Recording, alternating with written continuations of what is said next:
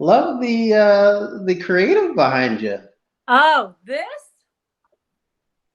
is Yeah, is that actually, supposed to be you? yeah, it's actually done by a Canadian, an artist from Toronto. Her name is Becky DeLeo. She's done Woody Harrelson. She has done, it's kind of like a Cosmo cartoon kind of thing.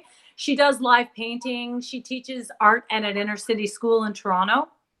Cool. Lived in That's Toronto for amazing. 20 years, so I know all kinds of cool people. Well, she's talented, that is for Giving her, sure. I'm giving her some extra exposure. I could say, oh, the art behind you is interesting, but it looks like just trees, maybe. No, it's not that interesting. Certainly not as interesting as what you got going on over there. It's all about staging, right? It's all about staging. That's right.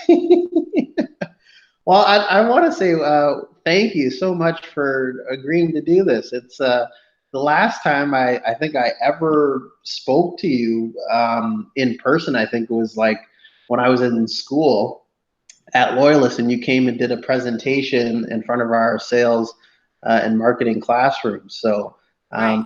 I don't think we spoke in person since then. So I want to say thank you for being a part of this. This is Well, awesome. I have to say that I'm a little disappointed at all that ambition you have, and you never signed up to work with me on my events and promotions. I didn't realize how ambitious and talented you were. I feel like I might have missed out on something. Hey, that's good. And you're referring to internship, right? Yeah. Okay. Oh, yeah. See, yeah. Okay, and that makes sense now. And the reason I didn't go in that direction, Orlena, because believe me, I probably would have, is because I did the internship where I'm sitting right now. Oh, amazing. Yeah. Internships are So everything. You got to pick a good one, something that's going to lead you into the direction that you want to be. I'll tell you this much. Where I am today and where I started in life are two very drastic differences. I grew up in a very small town outside Belleville, little town, Foxborough. Went to a little country public school, used to watch Solid Gold and all these entertainment TV shows, and had dreamed of being a solid gold dancer. That's what I thought I was going to end up doing. That didn't happen. But I never thought in a million years that I would be where I am today. I kind of grew up in a home that was, pretty hostile, pretty violent. A lot of really negative things happened over the 10-year period that I sort of endured back then. But it's the struggles that really kind of make you and shape you into who you are. If you meet those struggles and you meet those hardships with ambition and positivity, you know.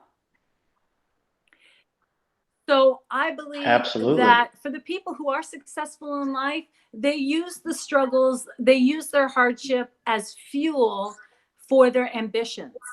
Instead of being down in the dumps and turning to alcohol and Mm. drugs and all kinds of other like negative outside things, I left town when I was 19 years old, and I moved to Toronto because I wanted to become who I envisioned in my mind. I wanted to meet people. I wanted to shape and get experiences that I and live a life that was bigger than from where I came. And it's really, really Right. hard to Wow. be all that you think you are if you are constantly surrounded by the negative experiences and the things that are around you that hold you down and tell you, no, no, you can't do that. Women that come from the household I came from, the bleak future for them is their teenage pregnancy, prostitutes, strippers, drug addicts, alcoholics, children from numerous men. It's not really like, hey, where you come from, you're going to have these great opportunities and things are going to be great for you. But it's all about perception. And that's always the message that I try to share with young men and women who do come from tough backgrounds and upbringings, that it it it actually does matter where you come from, because it's all about, when you have struggles and hardships, if you can turn those inside out, you can be a powerful force, like many of the celebrities. And I'm not a celebrity by any means, small town celebrity, but you can be successful. And the biggest successful people have not had the easiest of lives handed to them, unless you're in the royal family, you know? Absolutely. Yeah. So I think that the first thing that I wanted to do was get the hell out of Dodge. And it's kind of like, because people who grow up with you and look at you, they have their ideas about you, and their views are going to be shaped by the things you do, how you grew up, what you do. If you can get away from those things and go where nobody knows your name, it's like the Cheers song, where everybody does know your name, but in this case, where nobody knows your name, and you can start to grow and develop who you are as a person, and you can almost kind of like put those things that happen to you in a little bag, and no one that meets you is going to know it, so don't bring it up. So when I moved to Toronto, I had gone to college to be a social worker, and I was doing that part-time, I started out working with young offenders. Then I realized that that's not what I wanted to do. So I started working with learning disabled, special needs, autistic kids, all boys. And it was the best thing I could have done moving to Toronto, because while I was pursuing acting and promotions and spokesmodeling and all that stuff that is superficial and materialistic and just not, I balanced it, because then I would have to go to a group home where there's these young boys, and I'd have to help them change their clothes and get them baths and feed them. And they'd be, some of their behaviors would be outlandish and crazy. And then I would go and I'd be working as a Budweiser girl for the Molson Indy, and I'd be traveling around making $50 an hour, along with all these cars and these rich people wearing this little crop top and booty shorts. But then, the night before, I would have been looking after a bunch of kids, right? Wow. So Wow. Crazy. when I moved to Toronto, I realized that I'm going to have to find a way to keep myself grounded, because I left home at the age of 14. I don't have a father or mother. Father's deceased. My mother's I'm estranged from. I had two close women in my family, an aunt and a grandmother, who kind of always were like messages, and always kind of kept their hand on me no matter where I went. And when I was in Toronto, I knew I had to find a way to stay grounded, because I knew that the city I was moving into was a very fast moving city. People didn't know you. People didn't really care about you, only what you could give them, help them make money, etc. But the beautiful thing about moving to the city when you're a small town girl, and if you can really still be street smart about it, you can really kind of meet the most interesting people. And I did. I was blessed to get involved in voice acting early in my 20s in Toronto. I worked for a bunch of different film companies, and I did voiceover work, which at that time I didn't even know what that was. They were like, "Can you come into the studio and do do some words over a film? Some of the film did, the actors' voices didn't take. Can you mimic that girl's voice?" And I had a friend of Wow. mine, and who said, "You have a great voice," and he knew I could do like different character voices, and I could do all kinds of things, and I could do accents, so I knew that I could do that. So there was all this sort of like echolalia and mimicking that I could do, which was funny, because a lot of the kids I worked with who are autistic had Yeah. echolalia, and they would mimic your voice, they would mimic your words. And I thought that's so weird, because I have that naturally, and then I'm working with these kids that do it Very instinctively, right? interesting. Yeah. So I kind of started my career in Toronto. I worked as I got into promotions after, like, I got into voice acting, and then I did it when I was 21. I did my first Toronto Sunshine Girl picture. I happened to meet a really nice photographer in a coffee shop. I was 21 years old, living in Toronto. And I was talking to this guy, and I was right near the Toronto Sun, and he was getting coffee. And he looked at me, and I had this long, curly blonde hair. And I was 21, fresh faced. His name was Ian McDonald, and his wife is Wanda. Wanda, she's a money writer for the Toronto Sun. She's still there. Wanda, not McDonald. Wanda Sykes. Oh, no, Linda Leatherdale. Linda Leatherdale. So he had talked to me and said, "Hey, Okay. Would you like to be in the Toronto Sun? I was like, okay, sure. So he said, I'm a photographer. Here's my card, da da da. And God love him, he was like a father figure to me throughout my whole time in Toronto.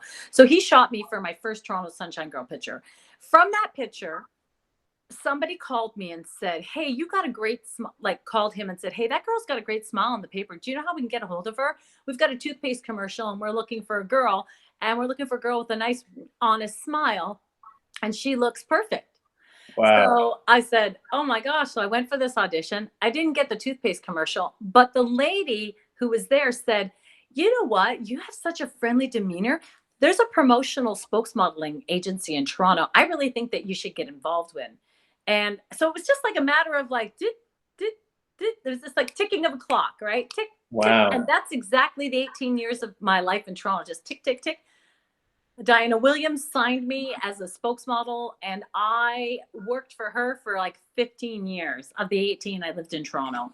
I Wow. did all kinds of work, starting as a Budweiser girl. I worked for Mattel Toys as Barbie for 2 years. I toured. I had to straighten my curly hair, and I would be shipped costumes, and I would go to all these different places and sign autographs, and kids would be like swarming me. I was in the Toronto parades as Barbie and all this crazy stuff. I That's did so incredible. many different jobs with her that I actually didn't really have a specific place I worked outside of the group home. And the group home, I only worked there for 4.5 years early in my life, and then I got out. But I literally, when somebody's like, oh, well, where did you work? I'm like, I actually worked everywhere in the city. I know Toronto. I know all the rich neighborhoods, all the clubs, but I never got involved in that lifestyle because I was always working. So I would work at bars and I would work at mansion parties. I was at so many different homes on the bridal path, dressed up as a cigarette girl, and I'd have little chocolate cigars, or I was working a bar mitzvah or a bat mitzvah dressed as, some sort of character for whatever that party was. I'm kind of an honorary Jewish woman because I've worked at least 100 bar mitzvahs. It was crazy. It was crazy, like crazy parties. We're talking like That's wow. $30,000 parties for 13-year-olds. Wow. And there I am That's doing incredible. all this work all through the different cities. I was working at when the World Championship basketball team came to Toronto. I was I was working. We were hired to work at Wayne Gretzky's at his restaurant, and the World Championship basketball team was there. I forget what it was like 90s at some point in time. Australia, and everybody was all there. And there's us, all us chicks, and we're all dressed up in different outfits for different liquor companies, and we're like, and there's these giant like. I'm 5'4". There's these giant, like 6'4" to 7 foot tall guys from all over, just like towering over you, right? And they're like, hey girl, what's going on? Da, da, da. And you're like, I'm just here to do this job. You want to come to a party after? No, I'm just working this job. So it was just the work that I did blew my mind. I ended up being a Sunshine Girl like 7 times in 5 years. And I only did those photos because they gave me a lot of exposure to people and things. And it was fun. It was like one of those time periods that you can't get back. But all those people, all that experience, all that all those connections started swirling in me and kind of shaping what I loved, which was the entertainment industry. And I loved being around all these Mm. artistic people and creative people. And I interviewed Maestro Fresh West and Glenn Lewis and Shaw Claire and In Essence and oh gosh, just band after band, band after band after band, like all these different bands, all these different people. I was hired by Canadian Music Week for 5 years to work as their VIP manager. Because of my experience and all the network and all the people that I knew, Neil Dixon, who owns Canadian Music Week, he said, hey, he hired me to work a party for him, a Christmas party. And my girlfriend and I showed up there. My girlfriend was like Miss Canada from like, I don't know, 1999. We show up, we're dressed as Santa's elves, okay, little Santa outfits. And I'm meeting Alana Miles there and Tom Cochran, and all these big stars are at his party. And speaking of which, I met Alana Miles at that party, and we are very good friends to this day. She thought it was hilarious. I was dressed Oh, up cool. as an elf. But from that party I did, Neil Dixon had the confidence in myself and my girlfriend that he hired me to manage the VIP check-ins, all the big bands that were coming to Canadian Music Week. It's at the Royal York Hotel. There's all these. There's a VIP green room. There's the award show parties. So we managed everybody. So our job was also. So I had all these girls working. Some would be in the green room. Some would have to be on scheduled pickups to go to the airport, pick up a big star. I remember going to the airport to pick up Matthew Knowles, and that's Beyonce's dad. Yeah, yeah. So I'm in the back seat. The limo's going to get. It's hilarious because I'm like, I'm going to get Beyonce's dad, and I'm bringing him back to this hotel so that he can speak and that he's okay. So hold up the sign. Matthew comes out, comes to the car. Hello. He's like, oh, hi, how are you? I'm here to get you. Great. We get into the back of the limo together. I'm sitting on one side. He's sitting on the other. He's like, pardon me. He says, I have to take this call. I was like, yeah, I'm like, no problem. I'm here just to pick you up, make sure that you get to the hotel, and that anything that you need, you let me know. I'll make a list and I'll pass it on to the people who are handling things. So fine. He gets on the phone and he's like, he starts saying to the person on the phone, like, why, who the hell effing said that you could book that flight? Who the hell do you think is paying for that? You think I just got money falling out of my effing pockets, blah, blah, blah. He's like yelling at this artist that he was managing at this time on the phone, but I didn't know that. La, la, la, hangs up the phone after he's on it for a couple of minutes, just like berating. Hangs up the phone, like in a heartbeat, goes, well, I'm so sorry that you had to hear that language coming from me, but some people just don't know how to act right. And I was like, fine, Mr. Knowles. You do whatever you need to do. Anyways, he starts looking at me and says, you kind of look like my wife. And I was like, oh, really? Thanks. I'm going to take that as a compliment. He's like, yeah. And we had a chat. And I dropped him off. It was amazing. And there's story after story after story like that. But the whole point is that it's all about layering. Each experience thing I had, I would layer it, take the experience from that. How can I move that over here and become even more experienced at this based on using that other experience? Right. Moving it over and going, okay, well, that's not the same as what I'm doing now, but all my experience makes me better at this now. And I'll become better at that. I would set a goal and be like, okay, I want to do this, but how can I manifest this? And I think that's what everybody tries to do. Like, how can we manifest what we're doing? And there's a really powerful book, and it's Never Eat Alone. It's by a guy named Keith Ferrazzi. And Keith Ferrazzi, and it used to have a lovely cover on it, but it ripped because I loaned it out and read it. Keith Ferrazzi talks about the goal of networking and how each moment, each experience you have with a person becomes a contact. So make each connection, make each experience, everybody, you talk to everybody. And when I would be at these parties working, I use it as an opportunity. I'm being paid to connect with people right now. Like, yeah, I'm working a job, but am I really working a job? Yeah, I do my job.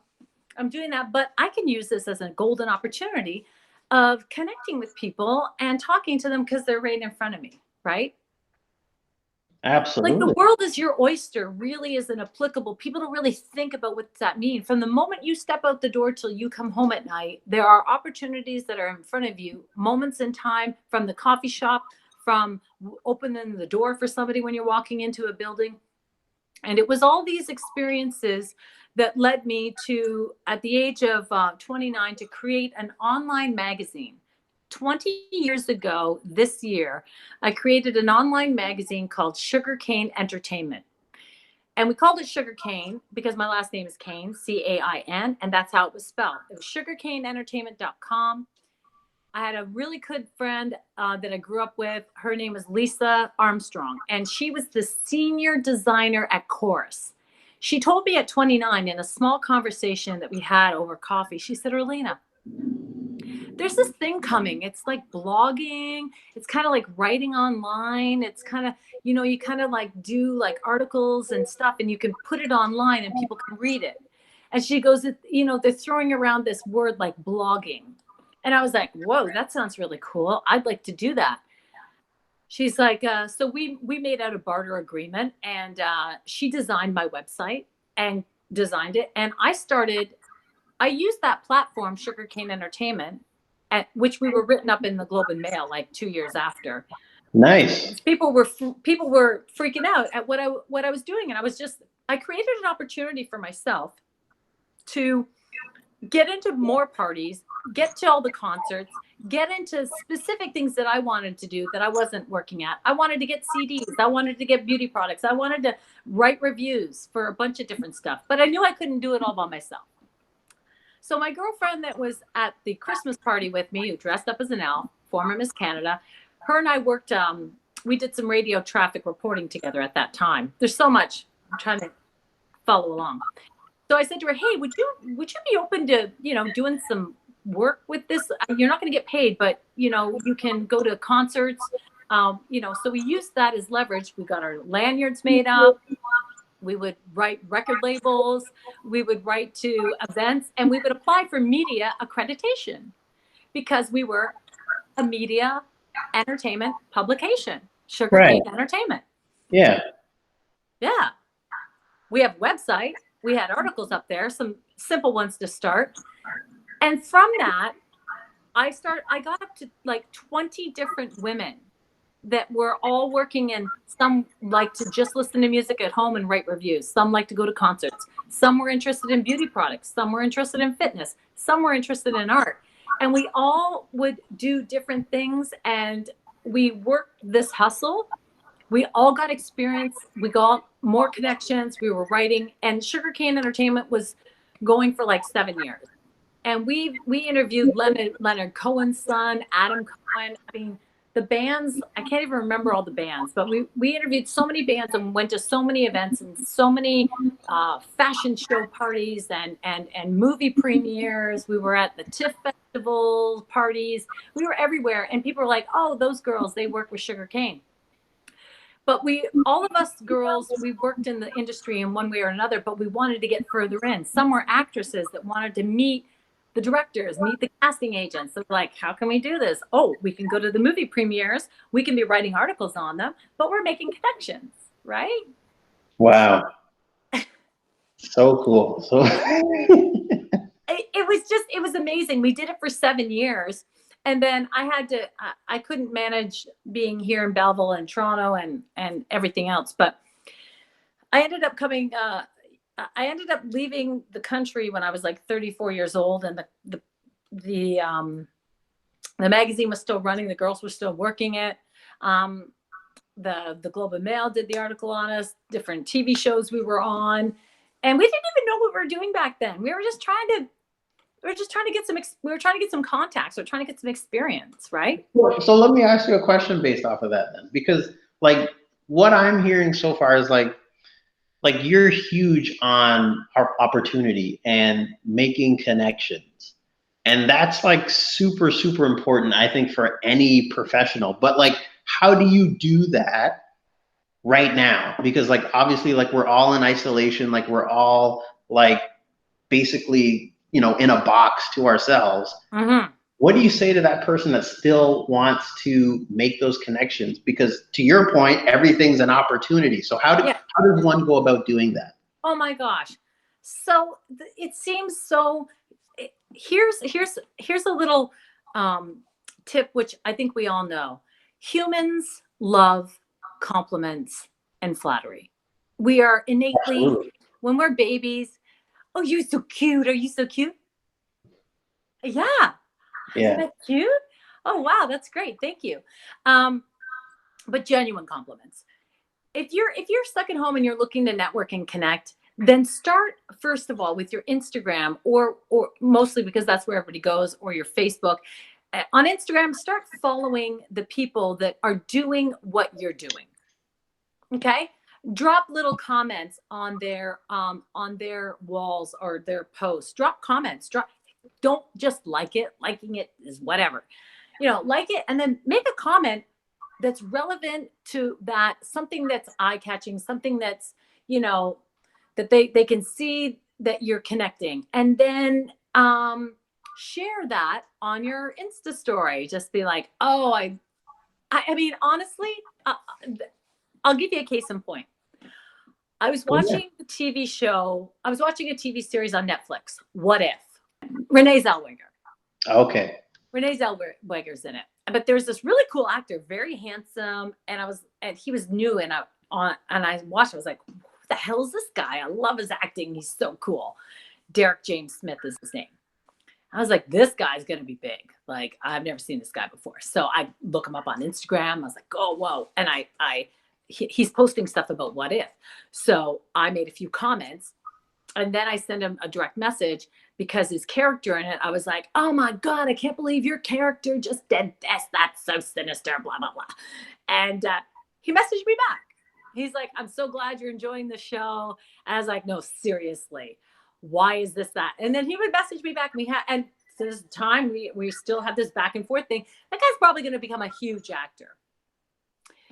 Didn't have to respond back to me. Some people don't. I've sent messages out to other people like Ellen DeGeneres and Chelsea Handler, like, hey, if you want some books to read in social isolation, here's my books, da da da. To no reply. I don't expect it. But you can sort of connect with maybe the B actors and get in there and get connected that way. That's just the connection that I'm talking about that way. People underestimate the power of human socialization. Mm. You know? I like, yeah. I totally subscribe to that because, like, with anything, like, people are always wondering about, like the question, like, and I get this question all the time, like, why is it important to build a personal brand? And for me, I feel like you're the epitome of that, like building Yeah. a personal brand. Yeah. But from my perspective, it's like we're living in an age where it's like, how can you not Yeah. build a personal brand, right? Like that's that's it. Like, we're living in an age where people don't necessarily stick at the same place forever. Like, they jump around different places, to your point, in your past, like different jobs and things like that. But it's your brand, it's your personal brand that carried you the whole way through. You don't have that. You don't have a whole lot. So No. it's super, super important. And I knew that I was my brand. And whatever you do in life, you are a representation of your brand, whatever it is. You pump gas, you pump gas at Husky, you're representing that brand, right? That's right. You Yeah. want to get more people into Husky while you're working, you pump more gas, you're making the company more money, you're going to get a raise. How do you do that? I don't know. If whatever creative ways you come up with. I'll read you a little something from that Keith Ferrazzi book, Never Eat Alone. It's a really good book because I kind of marked this. So this is like in chapter 3, it says, so do you want to become a CEO or a senator, rise to the top of your profession or to the top of your child's school board, make more money or more friends? The more specific you are about what you want to do, the easier it becomes to develop a strategy to accomplish it. Part of that strategy, of course, is establishing relationships with people in your universe who can help you to get where you are going. Every successful person I've met in varying degrees, a zeal for goal setting, successful athletes, CEOs, charismatic leaders, rain-making salespeople, and accomplished managers all know what they want in life and they go after it. As my dad used to say, no one becomes an astronaut by accident. Luck has little to do with this guy's achievement, as studies cited in Success Magazine makes it clear. In the study, researchers asked Yale's class at 1953 a number of questions. 3 had to do with goals. Have you set your goals? Have you written them down? This is Yale University. Nice. Do you have a plan to accomplish them? It turned out that only 3% of the Yale class had actually written down their goals with a plan of action to achieve them. 13% had goals, but did not write them down. Fully 84% had no goals, specific goals at all, other than to just enjoy themselves and make money. Nah, you got to be intentional. You have to be intentional. It's crazy. Yeah, no, it's really, really cool because of what you shared, and what I really picked up from what you were saying was, like, everything that you did, like every move that you made in your journey to where you are today, like, they were intentional moves, like they were thought out. They weren't just like, oh, like, if this works out, then maybe, like, no, like you were like, this is where I want to be, and these are the connections I need to make to accomplish X, Y, Z. And have you ever seen the movie with Jim Carrey, Yes Man? Yeah, yeah. What would happen in your life if you just started saying yes to everything? I'm not saying if somebody's like, hey, do you want to be a drug dealer? Yes. Hey, do you want to rob this bank with me? Yes. No. But if you start saying yes to opportunities and just try to see, I mean, I was working 3 different jobs in Toronto. Yeah. I thought all you need is time to sleep. That's all you need. I didn't have time for birthday parties. I didn't have time for this or that because my goal was success. Yeah, yeah. No, And I love the feeling that success gave to you. Each level is like, oh, it feels so good. Like, so you're using social media, primarily Instagram, to connect with people during this time of isolation. Oh yeah, Instagram, Facebook, as well as sending old-fashioned emails, finding people's, email addresses and sending them to them. Right now, I don't really need to do too much because I'm doing everything that I want to do right now. I work in morning radio. I've recently become a narrator for Amazon, and between those two, and I'm studying to be a yoga instructor. In September, I'm enrolled in school to become a yoga teacher. So Cool. my goal is to become a yoga teacher and be able to take my narration and work remotely. I can just pack up my little studio equipment and I can move to anywhere in the world and I can teach yoga at some place or whatever and do my narration and meet people and live in the world and enjoy wherever that takes me. That's phenomenal. That's phenomenal. I'm 40, I'll be 49 in September, and I've done a lot of things, and I've lived a lot of places in the world, and I've met a lot of people. I lived in Ireland for 7 months. So many things I've done, and I just sometimes it's like, it's the goal of setting a goal and achieving it, and at whatever level you can. It doesn't matter if you're making millions of dollars. It's like, are you successful at the level for yourself that you're doing it, right? Money will come when you start doing the things in life that you love. Yeah, yeah. No, absolutely. You'll be able to live comfortably. Look how little we're living on right now. What matters in life? Is it all that money, or is it just the quality of life that you can spend time to read? You can spend time seeing your family. You have money in the bank to access it when you need to pay your bills. But do you need to be a multi-millionaire? Perhaps not, It's about happiness. Like, it's about, like, and like, I love seeing these memes on Instagram where it shows like the millionaire in like a suit who's like unhappy, and then the person that's working at the grocery store that's like super, super happy. Like, Yeah. it's a mindset. Like, it has nothing to do with like status or Yeah. where your position in life. It really just happens to do with what makes you happy and going after that thing and not giving a crap about what anybody else thinks about it. And I think it's really important that when people set out for their goals in life is to always remember not to use people. I really believe in this Reiki philosophy. Reiki is the study of the laying of on hands. I studied it for a short period of time in Toronto. And in Reiki, they talk about the balance of giving and taking. So I would oftentimes see opportunities and I'd want to take them, but I'd be like, what can I give this person back? Like, so that the balance is there in the world, the dharma and the karma. That's something that is studied in the Bhagavad Gita, which Mahatma Gandhi studied.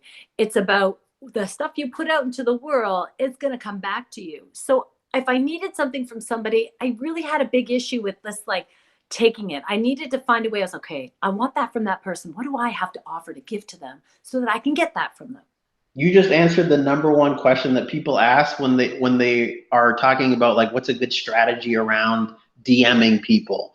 And that's exactly it, to your point. Like, you always have to go in with, what does that person need or want? And what can I give to them? Exactly. How can I better their life? I bet you I could give them this. Okay, cool. Okay, well, I'm going to propose to them, hey, man, I can do this and that for you. And they're like, wow, really? It's like, would you be able to blah, blah, blah? And I think that people are really open to that. you know, Case, helping each other. case in point. Case in point. It was funny because like I was talking to the folks over at Trent Val yesterday, and I'm doing a like a webinar with them next week. But I said, like, listen, like one of the number one strategies I'm going to be talking about is podcasting. Like, I haven't had one person, including you, Orlena, I haven't had one person say no to me for coming on their podcast. You know, like, but it's like it's exposure, right? And it's like, listen, like there's people that like that's the mindset you have to go in with when you're saying like, hey, what is your ask? But first of all, like what can you give? Like what do you have to bring to the table? And that's what I'm trying to tell people. And for me, I like the direction that you're going in your business. And I thought if I can share some of the information and tips and ways in which that I've lived my life, and anybody watches it and sees kind of in the Coles Notes version where I came from and where I am and what I've done in like a Coles Notes version, that they might be inspired to say I can do that, or I can, if she can do that. And that's kind of always been my message to people is like, if I can do it, you can do it. Well, how do I do it? Well, you got to make a plan. I can't make that plan for you. You got to set goals. Orlena, I want you to tell the people that are going to be listening to this what are some things that you got coming up. I know you have some exciting announcements to make. So first and foremost, tell the people that are going to be listening to this, what are some fun things coming up that you're a part of that you want people to know about? To be honest with you, I'm kind of taking a back seat now when it comes to exactly specific things that I'm up to, because a lot of my work is behind the scenes. But obviously, I had a market that was scheduled to take place May 2nd and May 3rd. That's not happening. I've gone online to help these small businesses. If you want to go to the May Day Market event on Facebook, every day I'm posting 3 videos, Monday to Friday between 2 and 3, using my shopping channel skills and helping sell small businesses products and their business overall. So that's kind of my main focus from now until mid-May. Every day, Monday to Friday between 2 and 3 on the May Day Market event and my Orlena Cain fan page. I'm posting videos there, drawing people to small businesses, and there's 3 a day.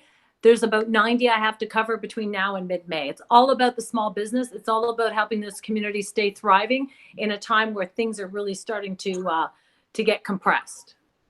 That's all. That's all. Just that. Love it, love it. And where can they find you? Where can they find me you? on Instagram, Orlena Cain, Facebook, Orlena Cain page. My website is being revamped right now at orlenacain.com. But Instagram and Facebook is, I live and breathe on it. I love it. I'm on it every day. I'm up 3 hours of screen time this week. I consider that a success. That's awesome. Well, thank you so much. I really, really appreciate this conversation. I honestly think and what to your point, I honestly think what you've been saying in your journey will inspire people, because there's a lot of people just kind of sitting on these big ideas and they're insecure. They don't want to execute because they're afraid of denial or getting a no or anybody that wants to reach out to me ever, I always respond back. Okay. Cause like I said, every person is a connection, and I'm happy to listen, maybe throw out some creative ideas to people, and just, whatever I can do to be a good human. Appreciate it. Appreciate you, Orlena. I really appreciate you. We will have a coffee together sometime, a latte or something. I think you're an amazing person. You're doing great things in the community. I've talked about you to other people, that you are young and a thriving person that's out there on the hustle. And you remind me a lot of myself when I was your age. So I'm here, and I'm happy to be connected, and you can have me as a contact in your Rolodex. I appreciate that. Much love, Orlena. Appreciate you. Thanks again for coming on. Thank you. Take care.